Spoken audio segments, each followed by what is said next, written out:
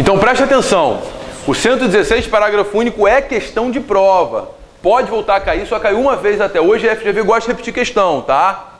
Então, bota lá um caso concreto, você tem que identificar se é elisão, planejamento tributário, se é elisão ilícita ou elusão, que é o caso do 116 parágrafo único, ou se é evasão, que é o crime tributário. Beleza? Fácil, joia, show de bola, vocês são ótimos. Isso é um assunto bom para a prova. Tocando aí, responsabilidade tributária sempre é questão de prova, mas toda questão de responsabilidade é fácil. Já caiu o 135, portanto não acho que volte a cair o 135. Se cair responsabilidade, cai 133 ou 130. Se cair, é 133 ou 130.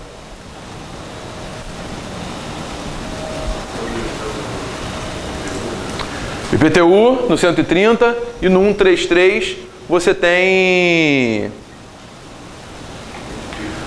a alienação de estabelecimento empresarial. Fiquem atentos, porque uma boa questão de prova é um parente, um primo do alienante comprando em alienação judicial. Tem ou não tem responsabilidade? Primo. Claro que tem. Quarto grau, parente consanguíneo afim até o quarto grau, diz o parágrafo 2º do artigo 133. Beleza? Acho um excelente assunto. Fale. Você falou que acha difícil cair 135, porque caso lá de sócio-gerente e tudo mais, fica caído. Fica uma dúvida em mim, quando é que eu falo do 135.3 e quando eu falo do 137? 137 é crime. Se a conduta é criminosa, é 137. Se não é crime, 135. Na prova, você vai falar dos dois. Se cair atitude do gerente, do diretor, você vai falar dos dois, não tem jeito.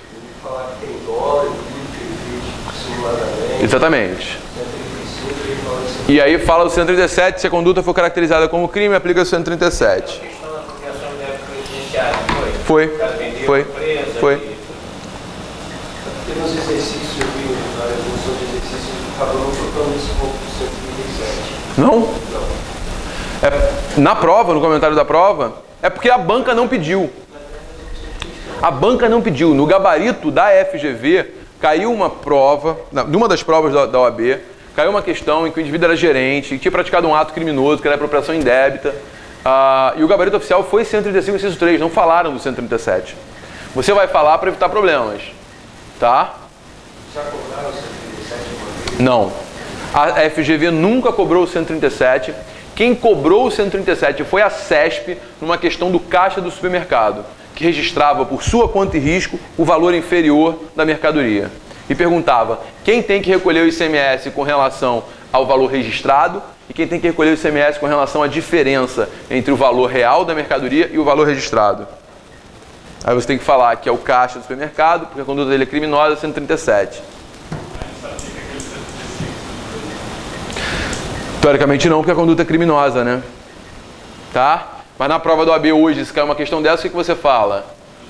Os dois. Responsabilidade 135, inciso 2 do empregado e 137 pela conduta ser criminosa. De qualquer forma, ele responde pessoalmente. Beleza? Tranquilo? Então, responsabilidade, eu acho que a gente fica nesse ponto. Não acho que tenha nada muito diferente disso. Na parte de lançamento não tem caído nada ultimamente, mesmo porque não tem tanta discussão assim quanto ao lançamento. Ninguém discute modalidade de lançamento, a prova seria muito teórica, tá? Nas causas de suspensão da exigibilidade do crédito tem uma discussão interessante. Aliás, tem duas discussões interessantes ali que era importante a gente abordar. Primeiro, a suspensão da exigibilidade do crédito suspende a cobrança e não o lançamento. Artigo 63 da Lei 9.430, tá? 9.430. Suspende a cobrança e não o lançamento. O lançamento não fica impedido.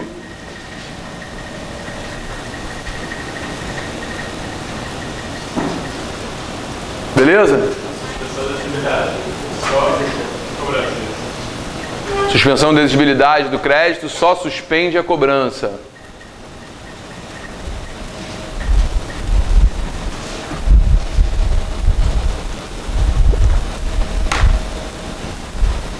Tá? Não impede o lançamento. Presta atenção nisso, hein? Presta atenção nisso, hein? 63 da Lei 9.430, tá?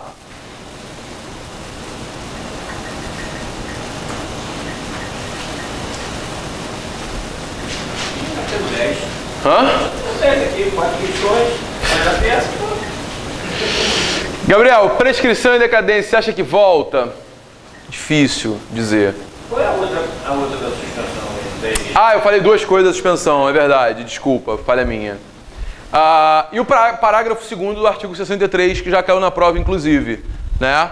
Que o Pedro até me perguntou isso por e-mail. Você ingressa, impetra o mandado de segurança, pede liminar, suspende a exigibilidade do crédito tributário. Lá na frente, a sua liminar é cassada. O tributo é devido? É. Mas o que eu pago se a liminar for cassada? Enquanto estava vigente a liminar, tem multa? Tem a súmula 405, né?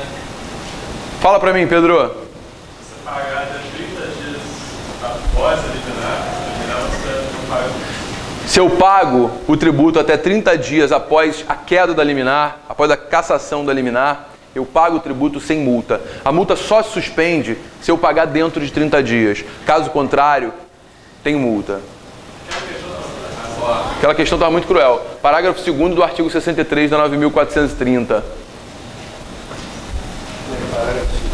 Do artigo 63 da Lei 9.430.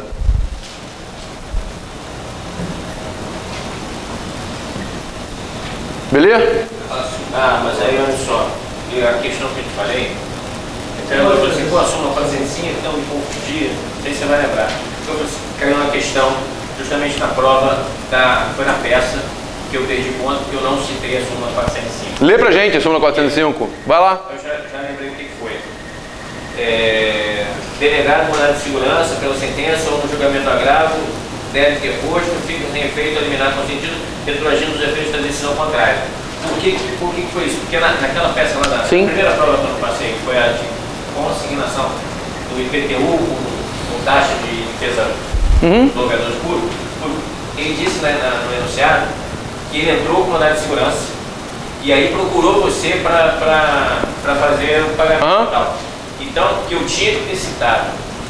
Não. Foi na questão da concessionária. Você tem que falar do parágrafo 2º e junto com o parágrafo 2º você tem que falar da súmula 405. Parágrafo 2º da 63 e súmula 405. Foi na concessionária. A história da concessionária, gente, é aquela história em que a concessionária ingressa com uma ação, a concessionária é substituída, impetra o mandado de segurança, pede liminar para não recolher ICMS. Pergunta-se, caindo a liminar, quem é que vai pagar? A concessionária ou a montadora? Apesar da montadora ser substituta, apesar da montadora ter obrigação de recolher, a partir do momento em que a concessionária ingressa com uma ação suspendendo a exigibilidade do crédito tributário, ela chama para si a responsabilidade. E a cobrança tem que ser feita dela e não da montadora que não fez nada. Isso é posicionamento pacífico do STJ. Tá? E a segunda pergunta era, paga a multa? E aí você tinha que falar do parágrafo 2º da Lei 9.430, artigo 63, combinado com a súmula 405. Beleza? Você acha que cai substituição tributária? Cara, pode cair tudo, né? Agora, substituição tributária seria uma questão difícil, seria uma eventual questão difícil, mexendo com o artigo 10º, talvez, da Lei Complementar 87 de 96. Uma coisa, substituição para trás, né? 6º e 7º da Lei Candia é 6º. Nono. É porque eu li o nono. 6º e 9º da Lei Candia. Tudo bem, é o nono, mas eu não entendi. 6º e 9º. Crianças, andando pelo CTN, é óbvio que pode cair qualquer coisa das causas de extinção do crédito. Nós já falamos sobre todas elas individualmente, dação em pagamento de bens imóveis, coisa julgada administrativa. Tudo isso você já tem conhecimento consolidado na cabeça de vocês. Mas tem três artigos na parte final do CTN que não são cobrados há muito tempo e que são artigos que podem gerar problemas. O 178 é um deles. Ele diz que a isenção pode ser revogada a qualquer tempo, e pode mesmo, ressalvada a isenção condicionada e concedida por prazo determinado. A isenção pode ser revogada a qualquer tempo, ressalvada a isenção condicionada e concedida por prazo determinado. Então presta bem atenção. Cai na prova uma questão dizendo que a isenção é pelo prazo de 10 anos, desde que você gere 100 empregos. Enquanto você estiver preenchendo essas condições, que é gerar 100 empregos, não pode ser revogada essa isenção. Tem que ser respeitado o prazo determinado. Beleza, gente? Beleza? Tinha uma questão que existia um negócio lá dessa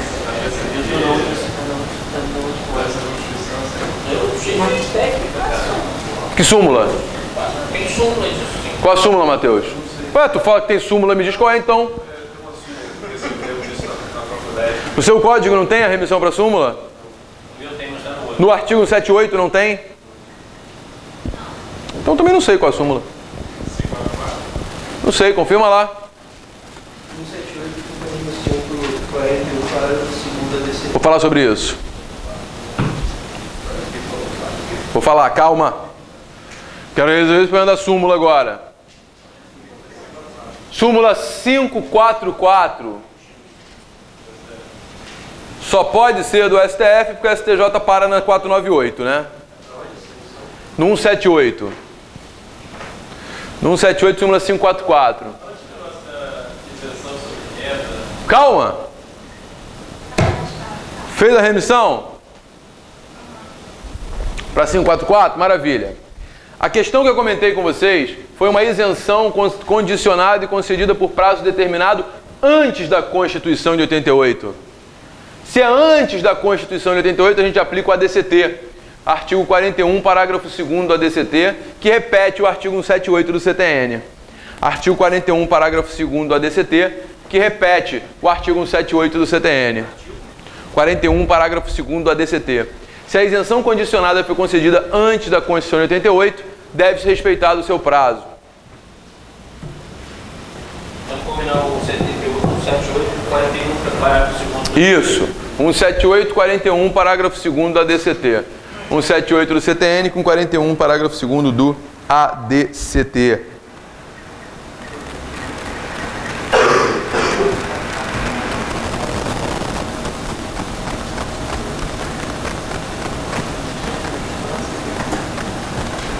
Na súmula também? Oi? Na súmula também? Súmula também, 544. Crianças, dúvidas? Outro artigo legal para a prova é o 185, que a gente já falou muito no 185. Quando que é fraudulenta a alienação de bens do devedor? Após a inscrição endividativa do crédito tributário, beleza? Inscrição endividativa do crédito tributário. Considera-se fraudulenta a alienação de bens do devedor após a inscrição endividativa do crédito tributário.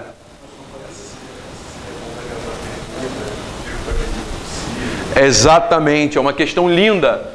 Coloca uma situação em que o devedor está alienando seus bens após receber a carta de inscrição endividativa e pergunta-se qual seria a medida judicial cabível para suspender a alienação de bens do devedor.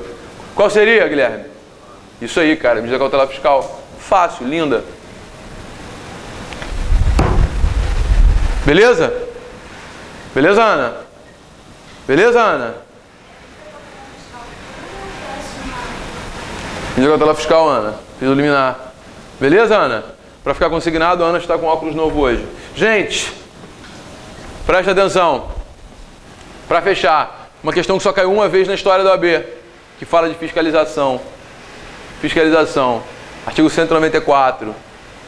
Já tem a remissão aí no código de vocês. Quais são os limites da fiscalização? Súmula 70 do STF. Pode fechar estabelecimento fisco para obrigar o contribuinte a pagar o tributo? Não, não cabe interdição de estabelecimento. Súmula 70. Pode apreender mercadoria? Não. Súmula 323. Pode extrapolar o objeto da fiscalização? Súmula 439. Mais alguma súmula para a gente botar aí? Fala, Pedro. 547. Mas aí você também vai no artigo 5º, não? Limitação ao tráfego? Não, limitação ao tráfego, claro. Beleza, crianças? pouquinho. Foi? O 144, parágrafo 1º, estipula que auxilia os projetos para ampliar os projetos de fiscalização. Segura aí. Entenderam as limitações? Entenderam? Beleza. Normalmente que cai a limitação, mas lembre-se, a fiscalização ela é uma atividade essencial. E se os seus poderes forem aumentados, a lei tributária retroagirá. Então aí tem que ter uma remissão também para o artigo 144, parágrafo 1º. Tem que ter uma remissão para o 144, parágrafo 1º. E aí você vai perguntar assim, Gabriel, você não acha possível cair uma questão envolvendo princípios e imunidades, Gabriel? Gente, isso é sempre caível, né? Em qualquer prova. Seria ridículo falar que não. Aliás, a propósito, tem sempre caído mesmo. Agora, falar do 150 é falar de coisa pra caramba, né? Legalidade, anterioridade. Eu prefiro nem dizer que é caível porque é uma coisa que tem que estar no sangue. Vocês têm que saber as regras de anterioridade, lembrando que toda vez que você falar de anterioridade, você fala de noventena, toda vez que você fala de noventena, fala de anterioridade. Se não falar, vai dar problema. Legalidade, tem que falar sempre da medida provisória, tem que falar sempre da reserva de lei complementar. Mas tem um assunto que é um assunto bastante caível que a banca nunca explorou, que é a questão da impossibilidade do Estado conceder isenção de ICMS sem autorização prévia do convênio. Lembra disso? Artigo 150, parágrafo 6º. Tá? É o tipo de assunto que nunca foi cobrado, não está batido e pode ser utilizado. Belezinha? Oi? No 194 do CTN, 144, parágrafo 1º, 194 do CTN, para você lembrar que a fiscalização, se tiver seus poderes aumentados, a lei retroagirá. Tá bom? Crianças, até aqui alguma dúvida? Nenhuma. Tá fácil. Então assim, na boa. Denúncia espontânea é muito fácil, né, Ana? Denúncia espontânea e súmula 360, sempre juntas. Tá? Se vocês puderem chegar em casa, estudar um pouquinho antes da prova, eu recomendaria que vocês dessem um foco nesses assuntos que eu falei agora, nesses artigos especificamente. Dá uma olhada na divergência sobre esses artigos, dá uma olhada nesses pontos. E amanhã, se vocês quiserem, dá uma olhada em tudo. Mas eu acho que esses pontos seriam pontos legais para vocês olharem. Beleza? É fundamental que vocês mantenham a calma. É fundamental que vocês coloquem na cabeça de vocês que a prova não é um monstro. É fundamental que vocês coloquem na cabeça de vocês só uma coisa. Acertou a estrutura, você não precisa saber o direito. Você sai com 2,5. Então assim, mantenha calma. Olha para o enunciado. Identifica a peça. Identificou? Qual é o verbo? É anular? É reduzir? É evitar? É extinguir? É restituir? Todos eles vão dizendo o que a gente quer. É pagar? Percebam, é fácil. Eu quero ação ou eu quero recurso? Ou eu quero uma medida judicial nos autos da execução fiscal? Se eu quero a medida judicial nos autos da execução fiscal, com a peça, Cris? É PE. Perceberam? Tem como errar a peça cabível? Não, não tem. Então é só ler com atenção. Lê o enunciado da peça com atenção, aí você começa. Endereço para quem? É federal? É estadual? É comarca, Ana? É seção judiciária? Qualifica o autor e réu. 39.1. Fulcro. É fácil. Qual é a peça? Caramba, não, mas peraí, caiu uma consignação em pagamento. O primeiro tópico é depósito do montante integral, porque o enunciado não falou nada que eu vou depositar o que eu entendo devido. Olha como vai se desenhando de forma muito fácil, gente. É só vocês manterem a calma. Chegou lá, dá uma respirada funda. Todo mundo vai estar junto no mesmo lugar. Entendeu? Então dá pra dar uma relaxada, tirar dúvida de última hora.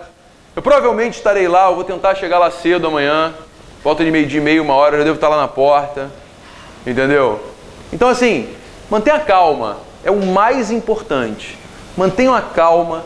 Olha com atenção. Não tenta fazer a peça para depois passar limpo. Monta o esqueleto, monta a estrutura e exaure os assuntos. Só que antes de mais nada, não tenta exaurir demais e se perder na resposta. Você tem que responder. Não adianta também botar tudo sem responder. Nas questões, mesma coisa. Olhou o enunciado, tá difícil, pula para outra. Por quê? Invariavelmente, uma questão vai ser difícil. 3 fáceis de 4. 3 fáceis e uma difícil. Se a primeira for difícil, já é para te desestabilizar. Esquece ela e parte para as outras. Acerta as outras, depois você volta e vai detalhadamente pontuando o que ela quer. Faz igual a Michele, risca o enunciado inteiro. E vai pontuando. Ó, esse enunciado aqui está falando de ISS. Opa, ISS está no artigo tal, pronto. Está falando de imposto de renda, está no artigo tal, pronto. E aí pergunta alguma coisa no final. Já falei do ISS, já falei do imposto de renda e eu vou tentar responder. É isso. Façam com calma, façam com atenção, sem pressa. Esqueçam o sol lá fora. Pensem que passou essa prova, vocês vão ter muitos domingos de sol pela frente. O negócio é não voltar nela. Para isso tem que manter a calma. Beleza, gente? Ó, respondo todos os e-mails até amanhã, meio-dia. Depois das 2 eu não respondo e-mail, não adianta me enviar mesmo porque é alguma atitude criminosa. E eu não corroboro com a prática de crimes. Beleza, pessoas? Muito boa sorte para vocês. Estou torcendo demais. Calma, tranquilidade. Eu quero ver 100% de aprovação nesse exame. Todo mundo carteira rosa. Beleza, pessoas? Obrigado, gente.